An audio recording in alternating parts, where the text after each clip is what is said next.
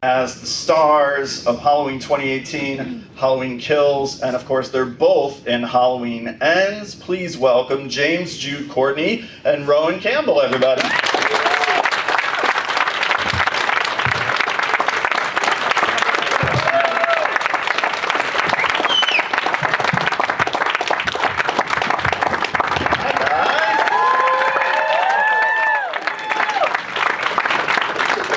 Neither one of them wants to sit by me. I get it. I don't want to sit by me. Oh, I see.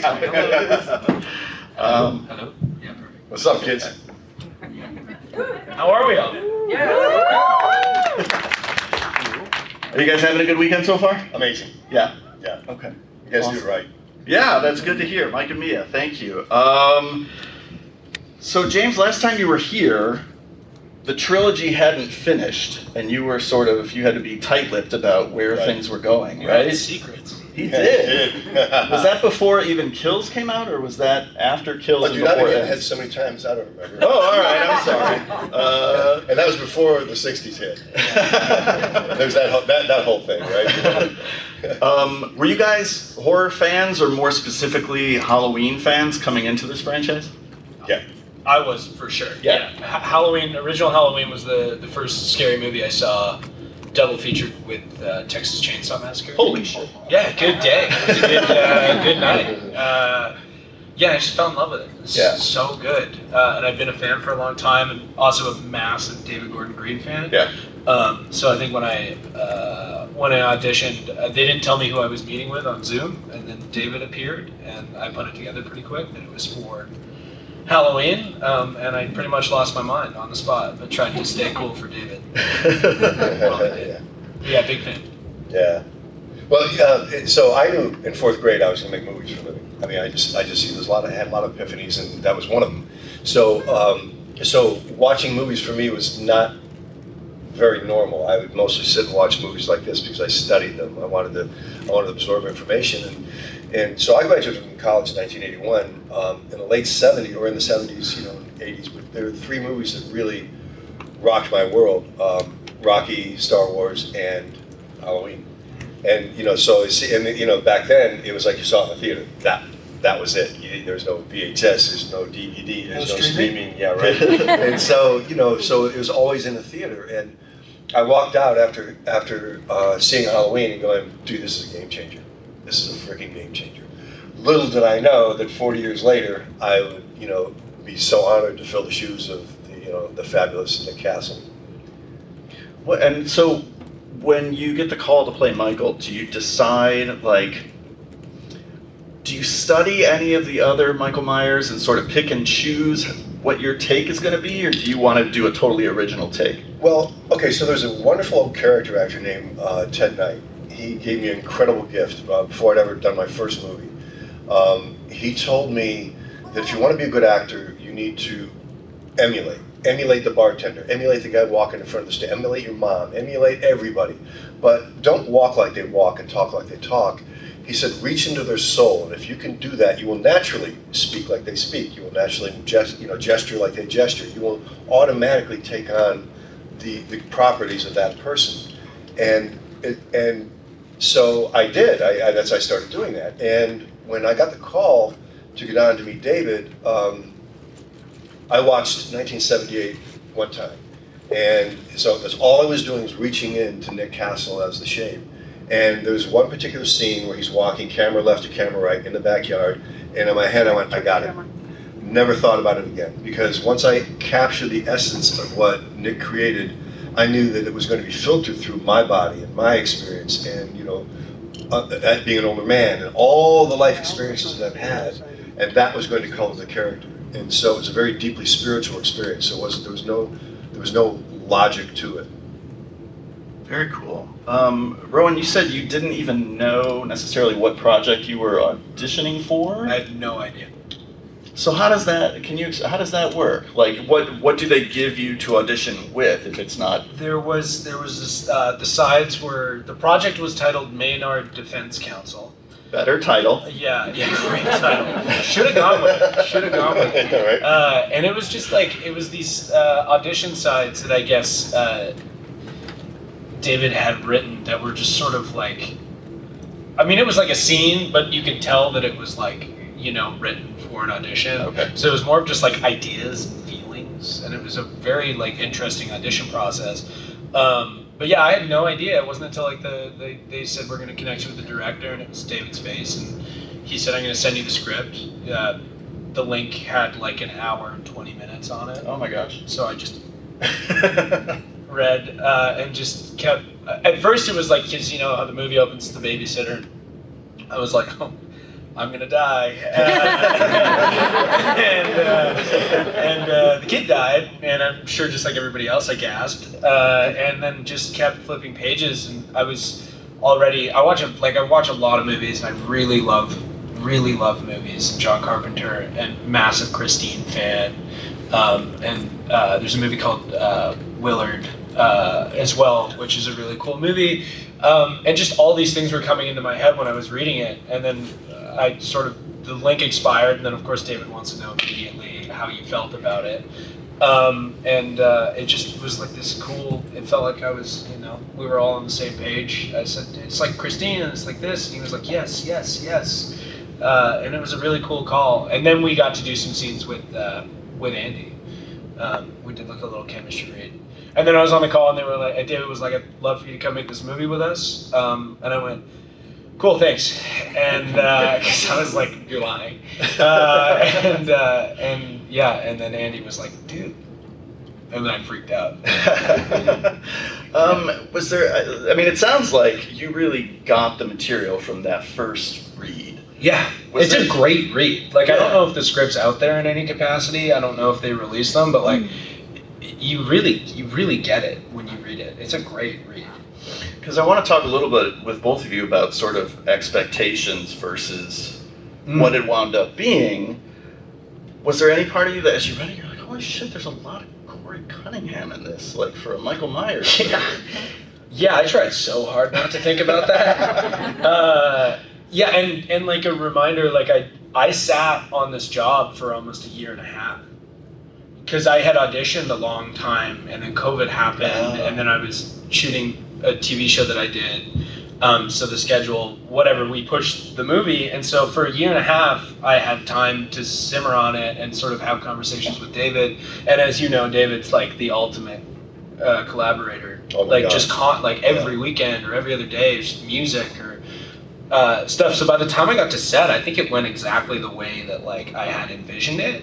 And like I said, reading the script, it really paints a picture, and having the same sort of movies in mind, I feel like, I feel like I knew what it was going to look like, maybe, yeah. Which is a unique experience, because I would say it's probably the only job I've done that I got to set was like, this prop looks exactly how I figured. Yeah, and being chugged by Michael Myers feels exactly how I had imagined it would feel.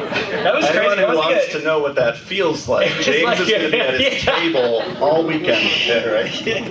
I was like a UFC ring. And like literally that day, we were in there for like 3 days just shooting. Like, Yeah. It felt like they just threw a camera on Michael's shoulder, and we were just in there beating. It was brutal. Beating each other up, but you were winning. Probably. Yeah. And you know, the crazy thing is so we knew what was going on.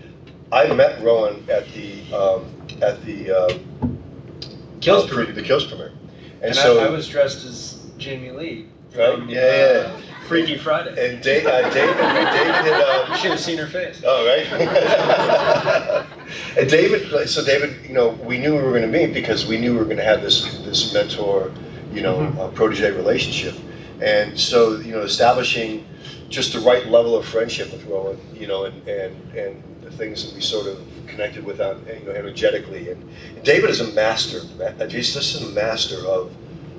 It all starts at the top, you know, and David is such a master of combining, you know, energies and creativity and inspiring, you know, and knowing when to fuck with his actors and when to really be, you know, generous and compassionate, when to leave you alone, you know.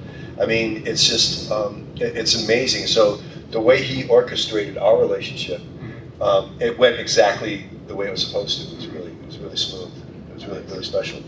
Was there any part of you as you were reading the scripts or finding out where the series was going that was surprised at sort of Well, my the first thought direction? was, the less I worked, the more money I made. That's why they brought me in. Everyone was tired. They're like, well, Get this kid to do it. You can only afford James for 14 days, so.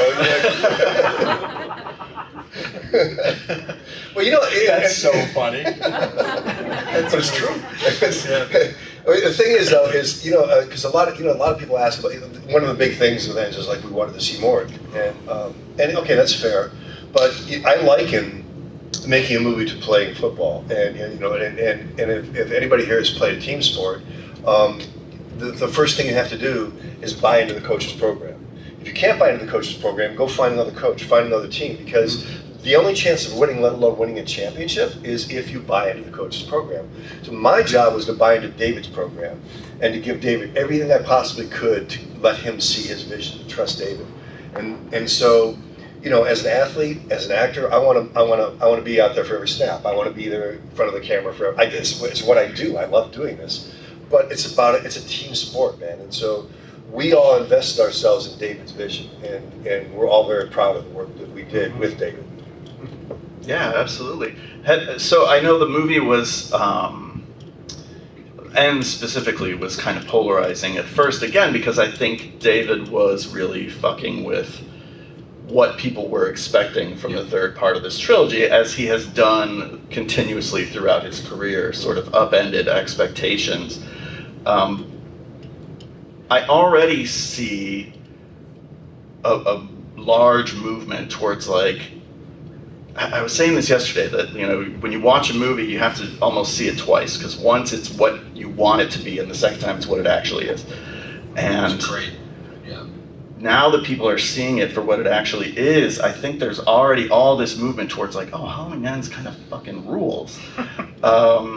Has that been your experience so far, that fans are really, like, supporting this direction for the series? First of all, David knew what he was doing.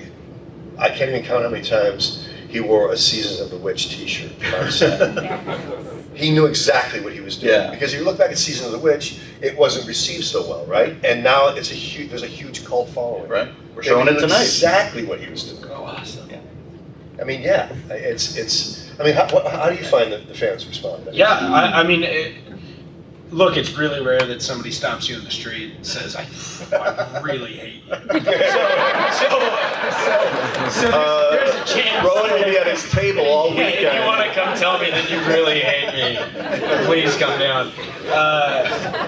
Yeah, so, like, I don't think people are inherently hateful, so I probably miss a lot of that in person. But I would say, like, even through, like, all the controversy or whatever, I mean, even when the movie came out, like, I was working and I really just tried to, like, get out of David's way, because I didn't want it to become this thing where it was like, who's this kid? Because, like, I love the movie so much that I want them, like, I'm just such a big fan of movies that I feel like it's a feeling thing, and I wanted that feeling, and, like, David's, that it feels like David. I don't know how else to describe the movie, like, and I just was kind of, like, out of the way of it and sort of hit by it. So it was like, the only really feedback I got was seeing people in the street, or, like, I went to go see the movie in Toronto where I was filming, and to sit with the audience was, like, really, really cool. Yeah. And to leave, like, people were shocked, but I think you're right. I think over time, I think people have appreciated it more, and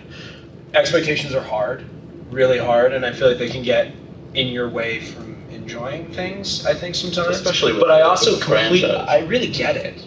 Sure. Like, I really understand the perspective of, like, this is what we were expecting, and it wasn't that, or, like, the Jamie Lee Curtis send-off and all that stuff. But yeah, like, I just think, like, as a movie on its own, it's like the feeling of it, the energy behind it, it's a really unique thing. Yeah. And I think over time, I think the more people revisit it, the more people are gonna be like, oh, the feeling of this movie is really unique. It's got this 80s thing. Well, and it's creative dialogue, right? Yeah. There's discourse now. There's and when you I mean, when you can create something that people want to talk about, that they want to form opinions about, that they, that they want to do dialogue and express their opinions, then, that we've entered something into the culture that it has some kind of value. And that's what we do. That's why we do what we do. You know? It's also nice to know that it's not our job to defend the piece, right? It's like we made this thing, we stand behind it, we love it.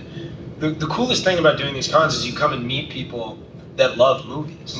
And you get to realize, because being on set can be a very isolating thing sometimes, where it's like, it's you, a camera operator, and a sound guy, and you forget the fact that millions of people are going to go watch this and have an experience. So for me, it's like always been wonderful. It's like someone's like, oh, Halloween Ends sucks. Oh, it's my favorite one of them. It's like, it's not my responsibility, and it's lovely to watch it have that life, have that prolonged existence. It's a really cool thing to see. And you don't get to do that on a lot of projects, which is, speaks to the fan base. It's incredible. Yeah, I mean, obviously there's pressure coming into a franchise that's existed for 40 years, that has had ups and downs, and there was a lot of fan support behind this new series, so it's great to see that you guys are being supported the way that you should be by the fans. That's awesome to hear. No movies without fans. No, absolutely. And I think you have to be a fan of movies to make movies. I really do. 100%. You just have to be. 100%. And everybody from 2018 all the way through, every single person on the set had a Halloween story. Everybody could tell you where they saw Halloween and what it did to them. And so we all, from the very beginning, we were all there to make something that we as fans would appreciate. And we genuinely cared that you guys were going to appreciate what we did too. Because, and like Rohan was saying, I mean, I've worked on, I didn't tell you how many films, and there's a bunch of films that are not on my IMDb. I did a bunch of foreign language films, and there's a whole bunch of stuff. So many films I did that it was when I'm in front of a camera is the best time of my life. I mean, I love working, but there's so many things that I worked on that I forgot about as soon as I was done. It was a momentary experience. Made a little bit of money, and I moved on. This is different. And when you have these projects you get to work on that are part of the culture, that you become bonded with the fan base, it's a whole different experience, and it's so special. It's so, and we are all very grateful, for this experience. Yeah, it's pretty emotionally overwhelming. It is, it is. It's pretty incredible, especially on set. Yeah. But this is like the first movie I made where you feel the world around it, even when you're doing it. Yeah, well, you're part of history as you're making it. It's cool. Yeah, very cool. James, of the 3 movies, did you have a favorite one to make? No pressure. To be honest with you, first of all, it's all one movie. 18 is the first act, Kills is the second act, End is the third act. Yeah. And because it's one movie, there are certain highlights, high points in each one of those first, second, and third act that are every bit as equal and powerful and very, very different. So I really don't have a favorite. It's like having, I have 6 brothers, there's 7 kids in my family, right? If my mom were to pick a favorite, the other 6 would be like, oh, well, fuck this. It's like, I get it in my family.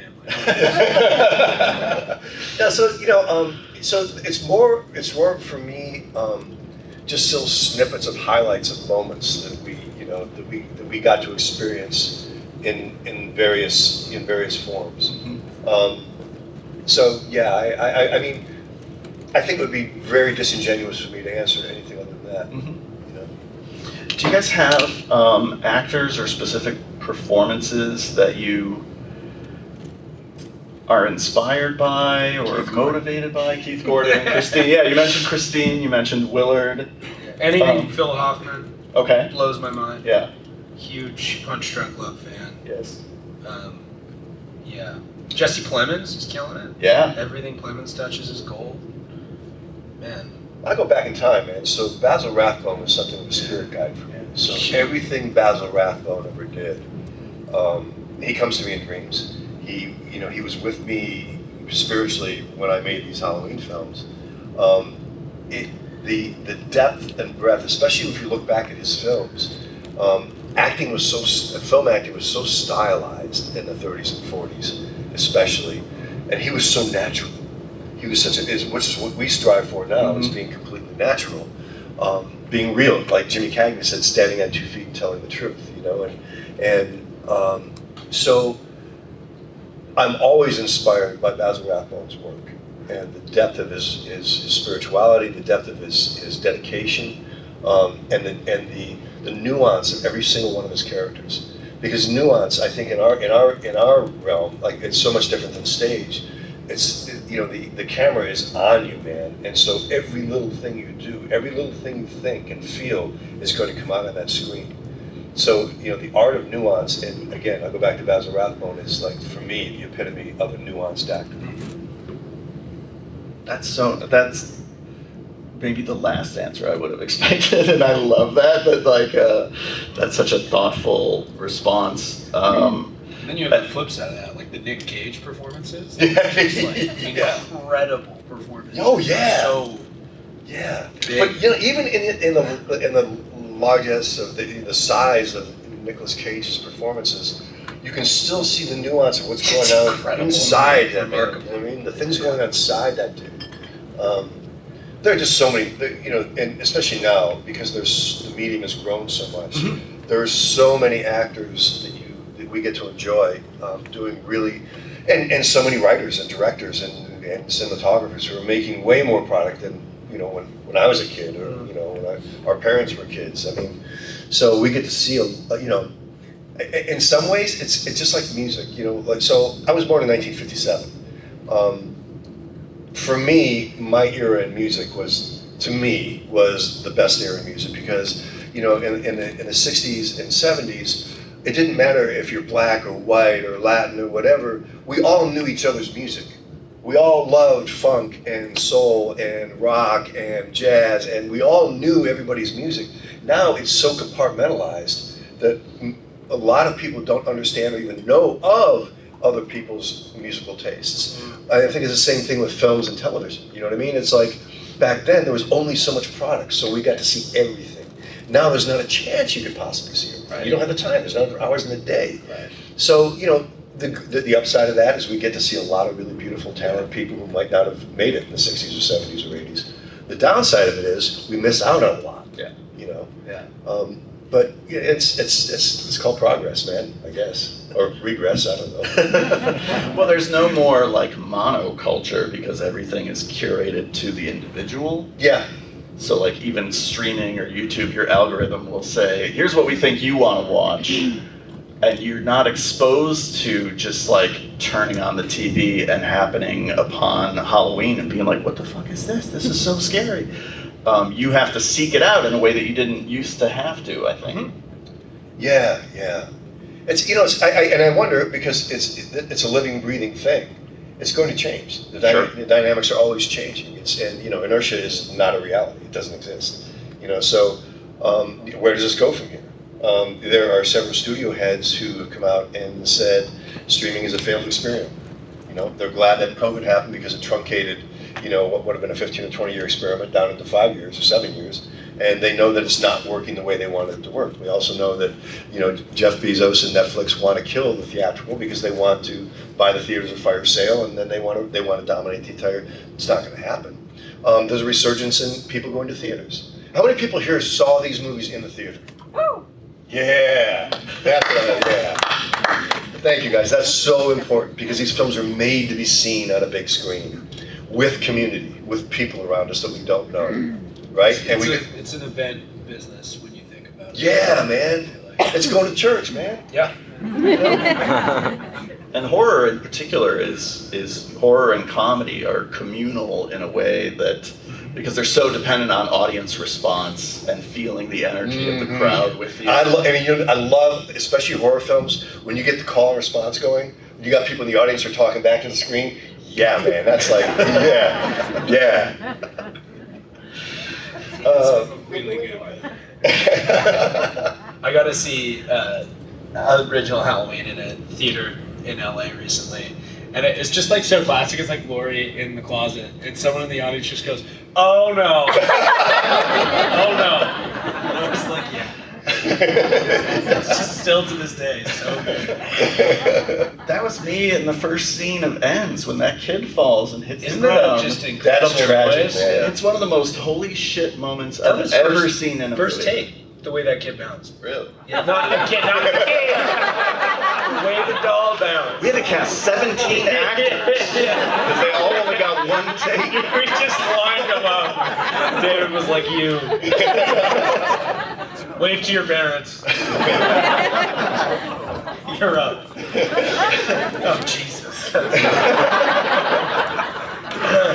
Can you talk about, the experience of working with Jamie Lee Curtis, who's been playing this role for now 40 years and has inhabited different versions of the character, and both of you got to work with her sort of different iterations of the character depending on where Laurie is in the story. Can you talk a little bit about that?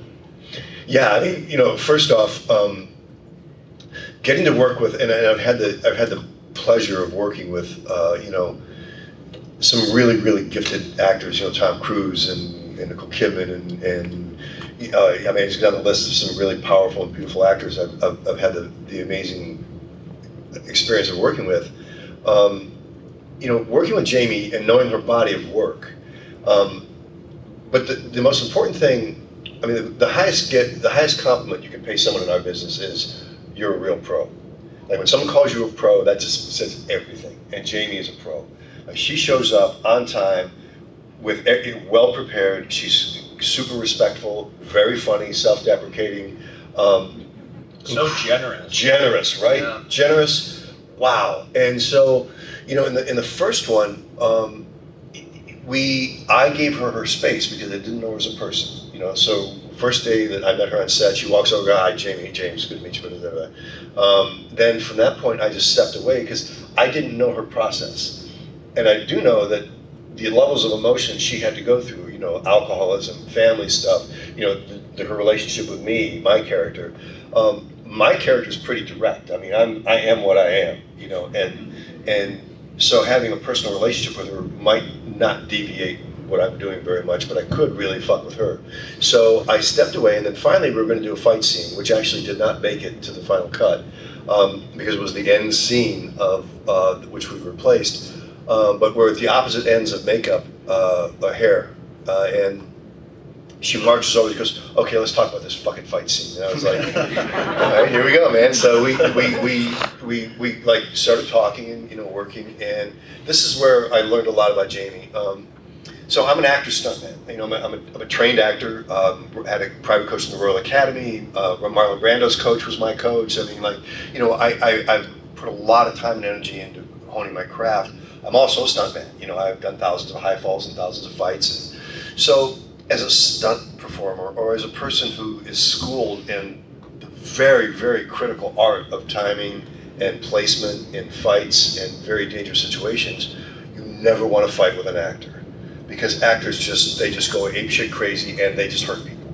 They generally speaking, this guy was amazing, by the way.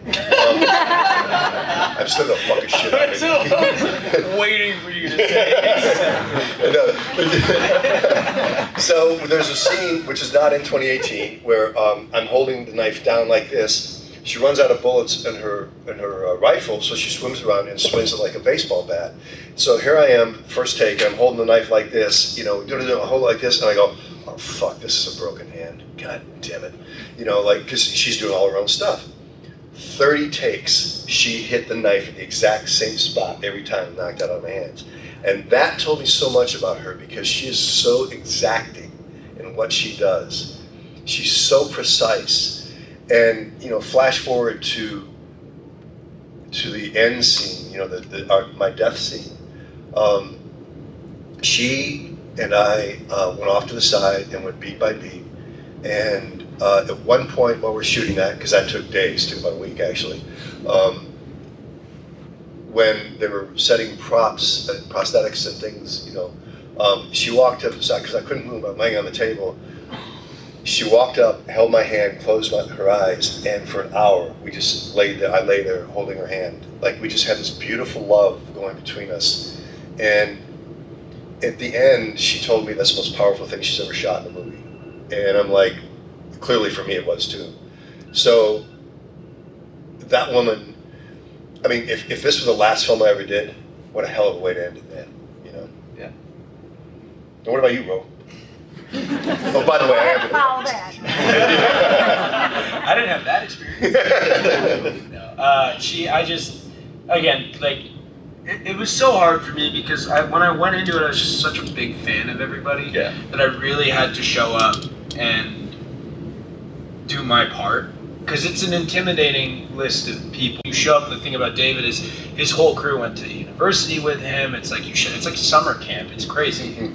Like the sound guy, like how many G-Bert must have made like 30 movies with David. Oh my God, yeah. Anyway, you show up and all these people know each other. It's the same thing with Jamie. It's like she walks on set and you're like, oh my God, it's Jamie Lee Curtis on a movie set. This is incredible.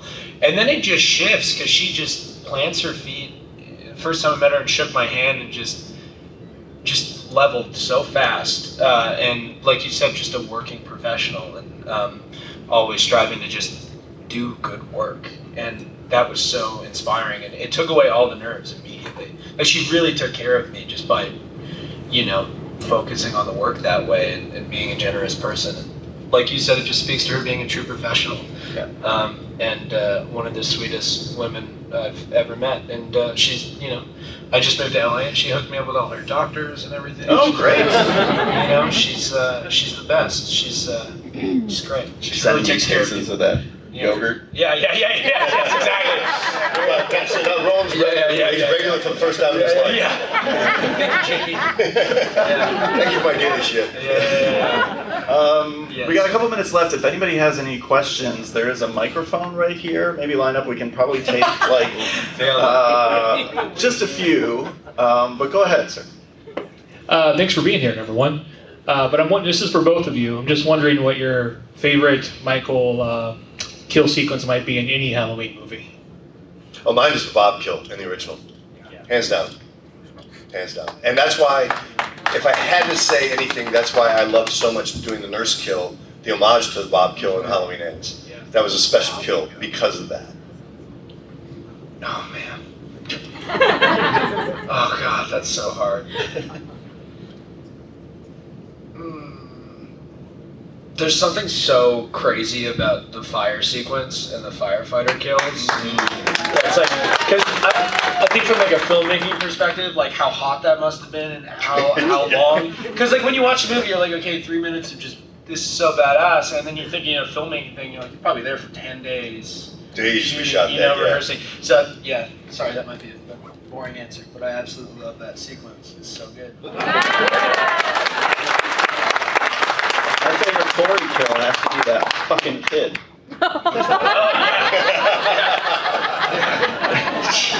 Did whet your appetite though, didn't it? Go ahead. This is for both of you. So when you guys put on a mask, how did you go about embodying that beast that is Michael Myers? Because that has to be pretty dark. Well, for me, I protect myself with the blooming protection from Archangel Michael. It's a whole process I go through before I allow that character into me. And then what I do is I breathe that character in. I inhale that character. And y'all, it's not me anymore. There's enough of me in the little director's chair up there, with the steering wheel to make sure that I don't hurt anybody or that I really don't freaking kill somebody. But the depth of that energy for me, David Gordon Green told me in 2018 that he's only worked with one other actor who went as deep and dark as I was going, and that gentleman ended up in a psych ward for 2 months. He had a psychotic break. The truth of that energy, and so the very first time I put that mask on, we were rehearsing, it was before we started shooting 2018, we were rehearsing that very long tracking shot, and Christopher Nelson flew in from Los Angeles with the mask, had it in a really like classic old leather Halliburton. He walks in, we walk back to a back room, David and Michael, Simmons, the cinematographer, the stunt coordinator, and Malik Akkad, and Chris and Ryan Turek from Blumhouse. And we walk back, and then Chris Nelson places me in this perfect place for light, and then he pulls out the mask and he applies it to me, because it has to be applied, it's built right to my face. He applies the mask to me, and everybody collectively went, ugh. Like there was this guttural sound. And I'm gonna tell you right now, man, it was like a 5 million amp connection. It just went like this, and I felt that inside. It was like, oh fuck, this is real, man. This is real. How'd it feel for you? Just like that. Do you know what's really crazy about it is obviously when you watch the movie and the breathing is all put in, the sound effects and stuff. When you put the mask on, the first thing that happens is your hearing is just your breath, and this is very bizarre, but it feels like a predatorial thing. Do you know what I mean? Like it just locks you into like your other senses seem to spike or whatever. Yeah. But it is like it's just so. Like the first time I got to wear the mask is when I walk upstairs and get shot by Jamie. So not only was it my first time wearing the mask and doing the walk, but it was walking around the corner, turning and seeing Jamie Lee Curtis with a gun. And so for me, it was like I couldn't tell if it was like all this experience leading up to it and being such a fan and all this stuff. But you really, really feel something so dark and so weird and so above you when you're doing it that you really don't have to think about it much. It just happens. And I can't tell if it's the audible thing, but it takes you out of it. It's really creepy. There's something really in what Christopher created, in that mask. Well, this is the other thing, is like the weight of Chris's artistry, when you're putting it on, it feels like you're putting something on that like, it's living. Yeah, you can feel his effort in it, and it's really special. Yeah. Thank you. So, wait, how many questions we get? You're 35, but for you, one. Yes. No, I give you $5 if I get your question. Okay, all right. So my question is for Rohan. So essentially in the movie, Jay was your mentor. Like, did that apply to like outside of life too? Did you learn anything from him on set that applied to like acting or anything? What like what? Here's the weirdest thing, and I think it's something that James has talked about a lot, but like a lot of our relationship was just physically being around each other. And I think one of the greatest traits ever was some of the first work we got to do together. We were just in that sewer and just physically beating on each other for a week. Like, and it sounds crazy, but like there's just this thing where I think what I learned most from him was just like a bit of like a spiritual energy thing that he just passed along to me. And it also, it's hard. It's hard to explain when like you're outside of it, but you really do get caught up in it. And I think one of the biggest things he taught me was just to trust that energy is there, and really just let it fall onto you, and just let that perform for you, because it'll do it. And I think I learned that from James. Let's give a round of applause for that. Thank you. This will probably be our last question.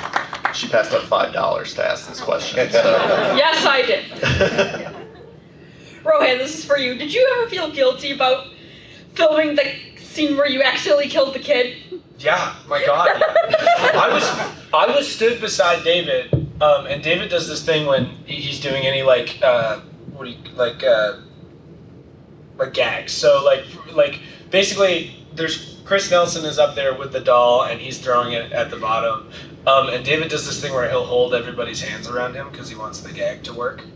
And when the body hit the floor and did this, like it just like the legs and head touched itself. I remember being like, oh God, that's so awful. And like the movie just made sense from that point on. I was like, yeah, that would screw you up pretty good. Yeah.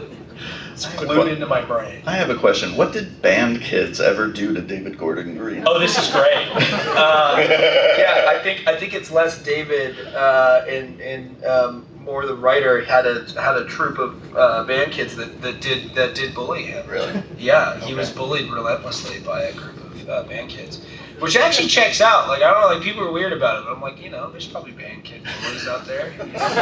I had some weird bullies, not like the usual jock bullies, Thank you guys so much for taking the time to come up here and talk.